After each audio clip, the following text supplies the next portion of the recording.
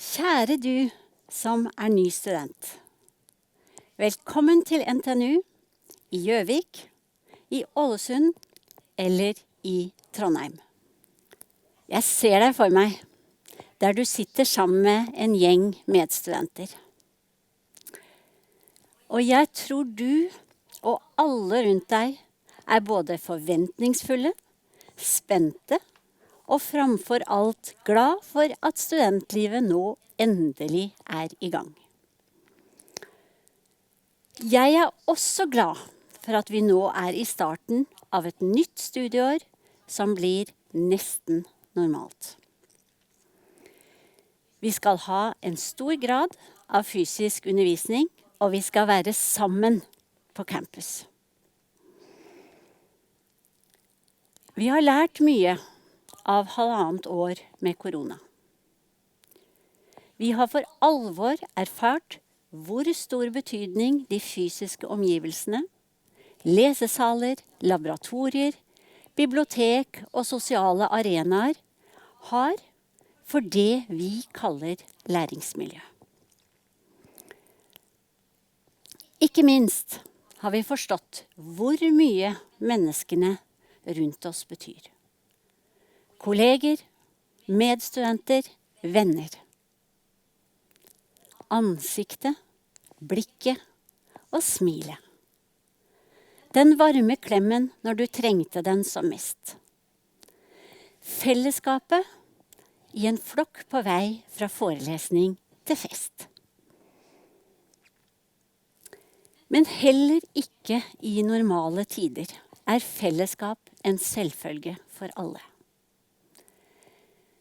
Selv i et studentmiljø som kåret til landets beste, kjenner mange av og til på ensomhet. Studentlivet har både gode og mindre gode dager. Og du kan være den som bryter den ensomheten, som åpner ei dør inn til fellesskapet. En bærebjelke i det gode studentlivet studentfrivilligheten. Den har et tilbud for absolutt alle, og jeg vil oppfordre deg til å gripe den muligheten med begge hender. Kanskje får du lyst til å prøve noe helt nytt? Engasjer deg. Vær en av dem som gir litt av sin egen tid, og sammen med hundrevis av andre gjør en kjempeforskjell for sine medstudenter. Vi tror på det på NTNU, å gjøre en forskjell. Vi kaller det kunnskap for en bedre verden. Og verden har utvilsomt et forbedringspotensial.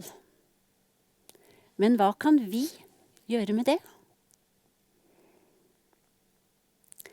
NTNU har valgt å se til FN, som har konkretisert dette i form av 17 bærekraftsmål.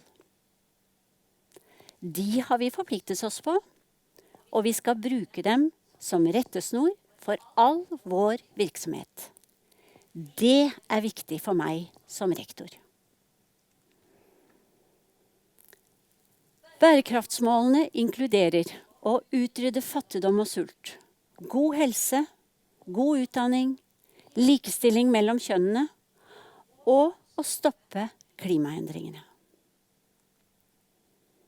Skal vi lykkes, må vi se dem alle i sammenheng. Menneskers levevilkår, krig og konflikter både påvirkes av og påvirker klima og miljø. Målene griper inn i hverandre. Den forståelsen grunnleggende for å gjøre bærekraftsmålene om til virkelighet. Den andre forutsetningen kunnskap. Det finnes ingen enkle svar. Vi må utvikle ny kunnskap og nye løsninger gjennom forskning og nyskaping. Og kunnskap må omsettes til handling. Og det er her du som ny student har en viktig rolle.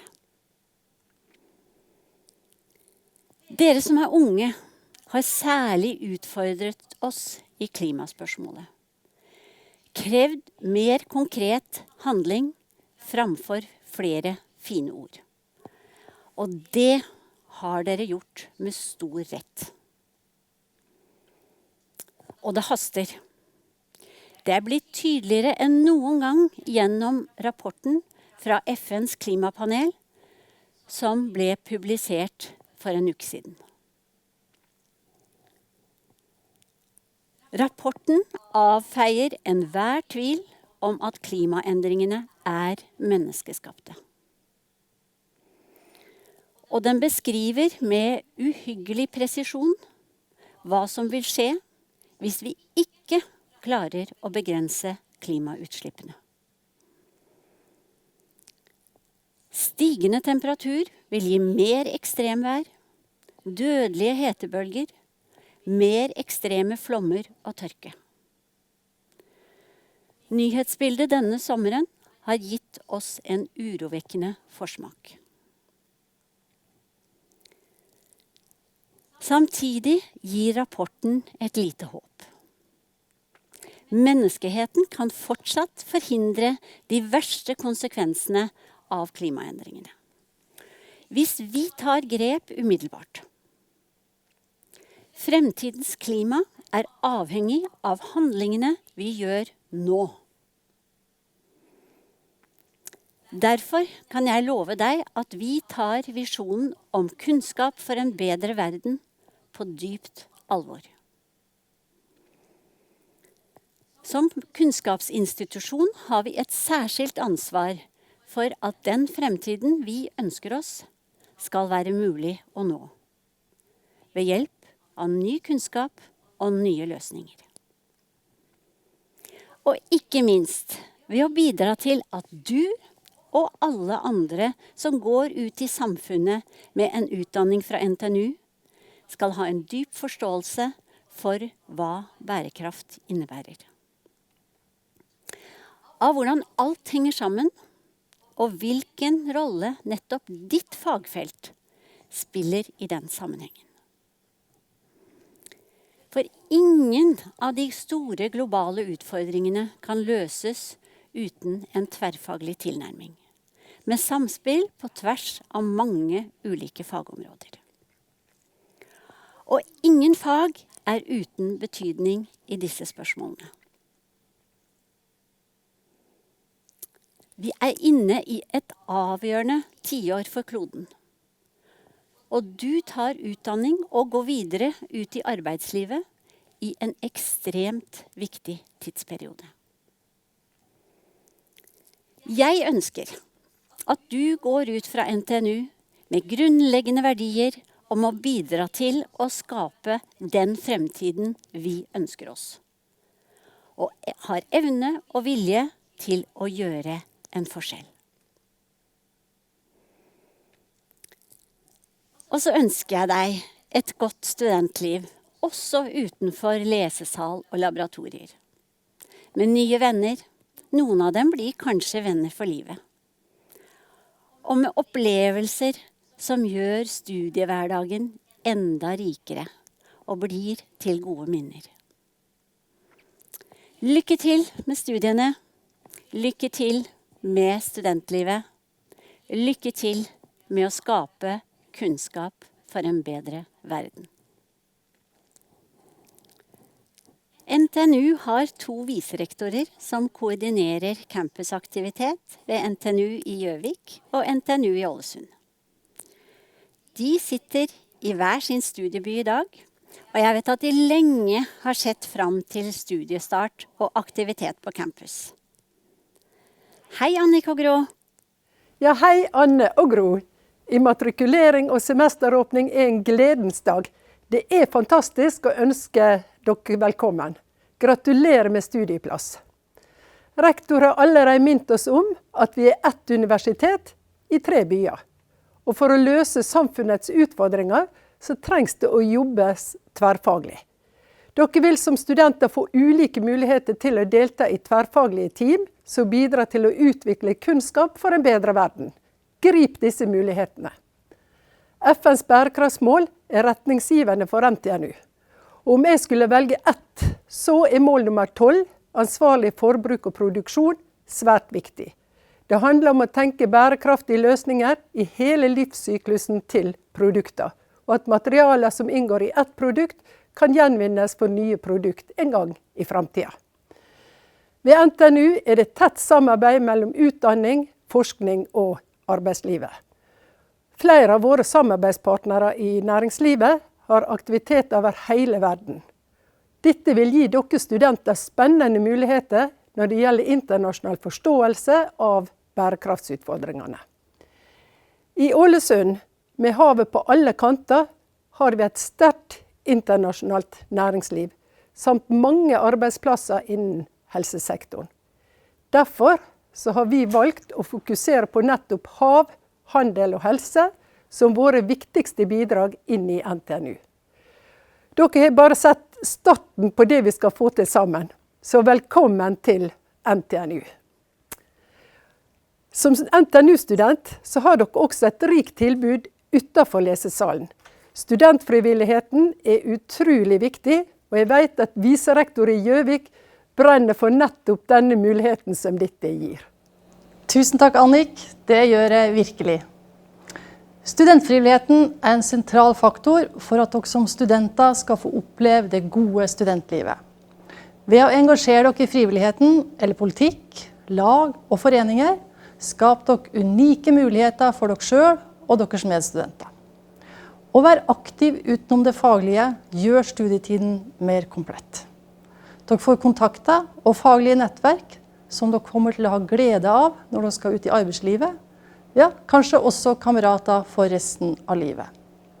Kjære studenter, la oss sammen skape inkluderende campus, der vi alle tar ansvar for å se og ta vare på hverandre, og samarbeide om de gode opplevelsene. Rektor ønsker dere velkommen med mange gode og kloke råd. Og de neste 3-5 årene så er vi her sammen for å skape kunnskap for en bedre verden. Ta hennes utfordringer om å tilegne dere en forståelse for bærekraft, hvordan alt henger sammen, og hvordan du med din utdanning kan bidra til å skape kunnskap for en bedre verden. Vi er ydmyke for tilliten dere har vist oss ved å velge NTNU som samarbeidspartner i et av ditt livs viktigste prosjekt, det å ta en utdanning. NTNU er stort og rommer mange fagområder, og her på Gjøvik har vi valgt å fokusere på informatikk, helse, økonomi, teknologi og design. Ja, det er viktig å ta seg tid til også andre opplevelser og aktiviteter. Og nå skal dere få noen gode tips med dere på veien fra noen av våre studenter i Trondheim, Gjøvik og Ålesund. Lykke til med studiene og studietiden! Hei og velkommen som ny NTNU-student. Som student så er det viktig å ikke bare sitte på lesesalen, og som NTNU-student så har du utrolig mange muligheter å drive med. Jeg vet i hvert fall at for meg personlig så var det utrolig viktig å kunne drive med studentfrivilligheter. Etter en dag i forelesningssalen er det utrolig deilig å blåse av på fotballbanen.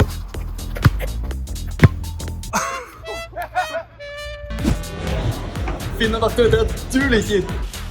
Du kan gå på tur. Du kan knuse medstudenter i brettspill. Jeg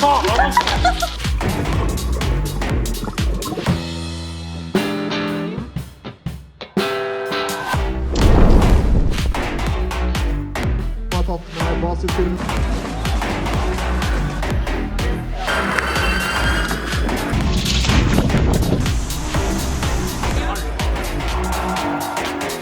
Hva som er de greia, det finner du ut av. Med hånda på hjertet, å være student er mer enn studiene. Det er nå du får venner for livet, det er nå du vil treffe andre som er opptatt av det samme som deg. Det er nå du kan bli med i gjenger, foreninger og lag. Studentfrivilligheten og studentersamfunnene finnes i Gjøvik, i Ålesund og i Trondheim. Det er så gøy å være frivillig her at mange velger å bruke mye av studietiden i ulike verv. Noen eksempler. Kulturfestivalen Uka arrangeres av og for studenter. Konserter, temafester, selskapsmiddager og masse annen moro.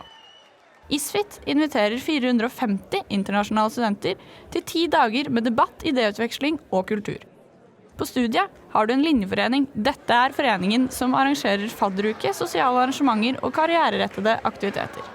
Du kan påvirke studiehverdagen ved å være med i Studenttinget, Velferdstinget eller ditt studentråd som tillitsvalgt. NTNUI gir deg muligheten til å trene og bidra som frivillig. Du kan drive med alt fra håndball, rumpeldunk, toppturer, padling, sportsfiske til e-sport. Sjekk hva din by tilbyr. Det finnes også en rekke andre organisasjoner med studentlag som du kan engasjere deg i. Alt fra ideelle til mer karriererettede organisasjoner. Så hvorfor frivillig? Du får større nettverk, du er aktiv, du får kompetanse, du er med på å skape noe. Les om alle tilbudene på ditt studiested. Med hånda på hjertet, det er plass til deg. Sliter du med problemer som eksamen på julaften, lesesal med mugg, stengte campus, dyre hybler? Undervisning på natta? Stemmer. Da har vi et studentdemokrati her ved NTNU. I møter og utvalg på alle mulige nivå sitter det tillitsvalgte studenter som kjemper for din studiehverdag. Så kontakt de hvis du trenger hjelp, stem i studentvalget, eller kanskje enda bedre, engasjer deg selv i studentdemokratiet. Da kan du gjøre en viktig forskjell for dine medstudenter. Hei og velkommen til universitetslivet og kanskje en ny studentby. Mitt beste tips til deg er å engasjere deg i studentfrivilligheten, utforske den nye byen og glede seg til å få masse nye venner. Mine beste tips til deg som ny student er å begynne å lese fra tidlig start, så man slipper skippertak. Bli med på så mye som mulig du kan fra start. Da danner du deg et godt nettverk som du kan ha med deg hele studietiden. Mitt beste tips til deg som er ny student er å huske å ta seg fri. Så klart, studiet er veldig viktig, men det er nesten like viktig å ta en liten pause innimellom. Mitt beste tips det er å ikke ta en bachelorgrad eller en master i noe man ikke trives med. Det er lov å bytte studier, og jeg kjenner mange som har gjort det. Jeg unner alle å finne et studie de virkelig trives med. Mitt beste tips til dere er å utforske studentbyen sin og finne ut av hva den har å tilby til deg som student. Du som ny student lurer sikkert på hvordan kommer studiehverdagen min til å bli. Det som er helt sikkert er at fra du setter din første fot inn på campus, så kommer du til å bli oversvømt av studentorganisasjoner som vil ha deg med på laget. Med paddelaget som ligger fisker, fugl og flagg. Bli med! Og så må du selvfølgelig bli med på Norges største kulturfestival. Bli med i NTNUI. Vi har sporten for deg. Eller så kan du bli med i NTNUs bryggestup og ølbryggelaug Brygaderene. Skål da! Det er kanskje litt overveldende, og du er kanskje litt i tvil. Kanskje tenker du, har jeg i det hele tatt tid til å engasjere meg i studentfrivilligheten? Vårt svar er ganske enkelt. Ja!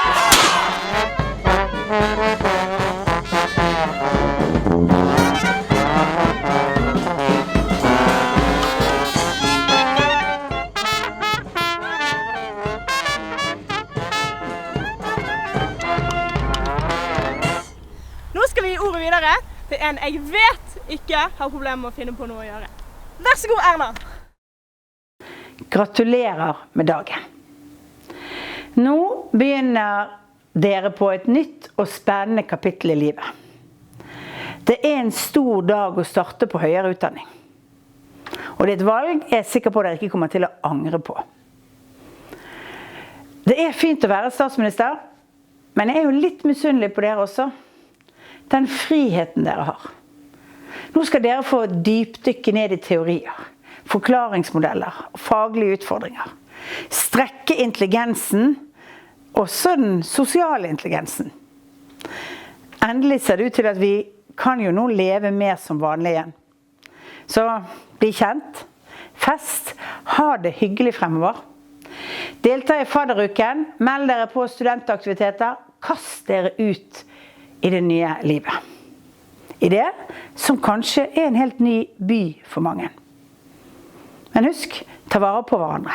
Vær sosial, inviter med og pass på at ingen blir utestengt. Bli med på å bygge fellesskap og tilhørighet. For ingen klarer alt alene. Og hvis jeg skal gi dere ett råd på veien, så det å møte opp. Møte opp til forelesninger, kollokvieavtaler, fotballtreninger, karriereveiledninger og kaffepauser.